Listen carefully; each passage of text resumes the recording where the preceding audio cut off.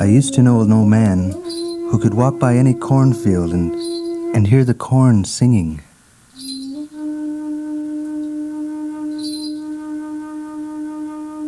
Teach me, I'd say, when we passed by.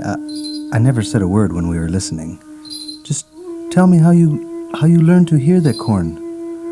And he'd say, it takes a lot of practice. You can't be in a hurry. And I'd say, I have the time.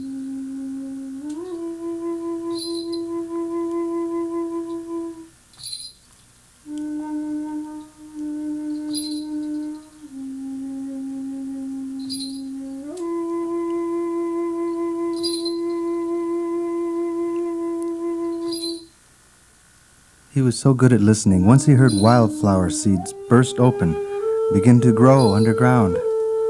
That's hard to do. He said he was just lucky to have been by himself up there in the canyon after a rain. He said it was the quietest place he had ever been. He stayed long enough to understand the quiet.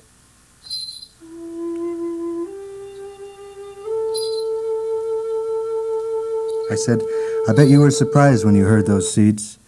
But he said, no, I wasn't surprised at all. It seemed like the most natural thing in the world.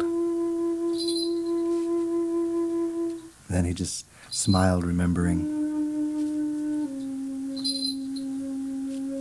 Another time, he heard a rock kind of murmur good things to a lizard. I was there. I saw the lizard sunning on the rock. Of course, we stopped. The old man said, I wonder how that lizard feels about that rock it's sitting on. And how that rock feels about that lizard. He always asked himself hard questions. That took a while to answer.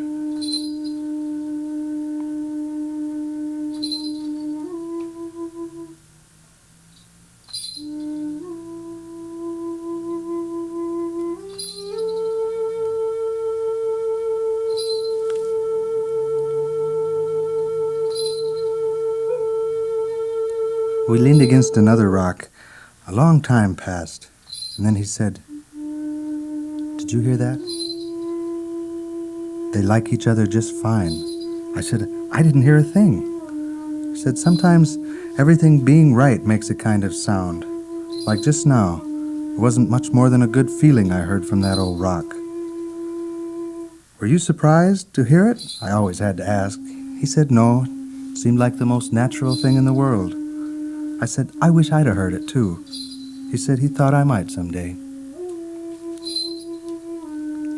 He told me of how a friend of his once heard a whole sky full of stars when she was 7.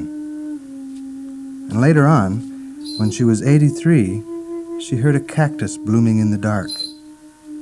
At first she didn't know what she was hearing. She found it by just following the sound. There were 20 flowers on one cactus, and they were all white as the moon. The old man said, most people never hear those things at all. I said, I wonder why. And he said, they just don't take the time you need for something that important.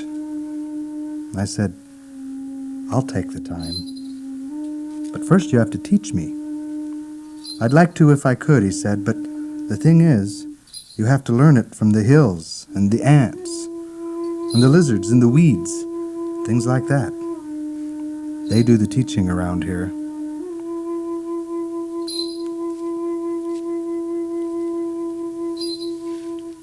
Just give me a clue, I said. How do I start? And so he said, do this. Go get to know one thing as well as you can. It should be something small. Don't start with a mountain. Don't start with the whole Pacific Ocean. Start with one seed pod, or one dry weed, or one horned toad, or one handful of dirt, or a sandy wash? I said, I'll take the sandy wash. He started with one tree. Every morning of his life, when he was young, he climbed a cottonwood tree and sat there listening. He told me it was worth the time. He said trees are very honest. They don't care much for fancy people. And he said he doesn't know of anything he ever did as important as sitting in that tree. Tell me everything you can, I said. He said, well, you have to respect that, the trees and the hills, or whatever it is you're with. Take that horned toad, for example. If you think you're better than the horned toad, you'll never hear its voice. Even if you sit there forever. And he said, don't be ashamed to learn from the bugs in the sand or anything. I said, I won't. He thought of one more thing. It's good to walk with people, but sometimes go alone. That way, he said, you can always stop and listen at the right time. I'll remember everything, I said. And I did. But nothing worked. I thought there must be something wrong with me because I only heard wind and quail and coyotes and doves. Just things that anyone could hear.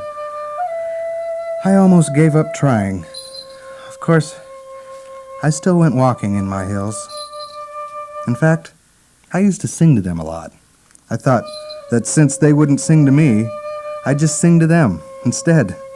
The day I'm telling you this, I was singing to the whole hills, and this is how my song went. Hello, hills. Hello, hills. Hello, hills. Hello. Hello, hills. Hello, hills. Hello, hills. Hello. That was after I had been away for 5 days, and I had really missed those hills.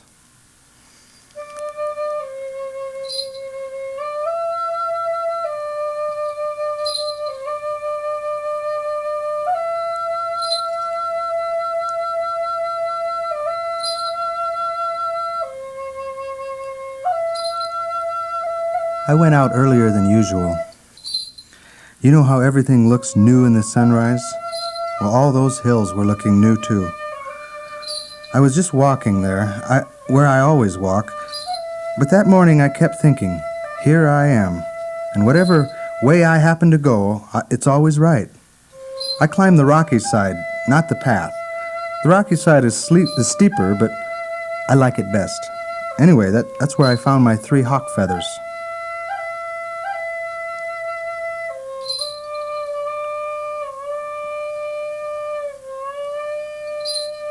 So I climbed to the top of the hill, and I stood at the top, right where I always stand, looking down, and I sang. Hello, hills. Hello, hills.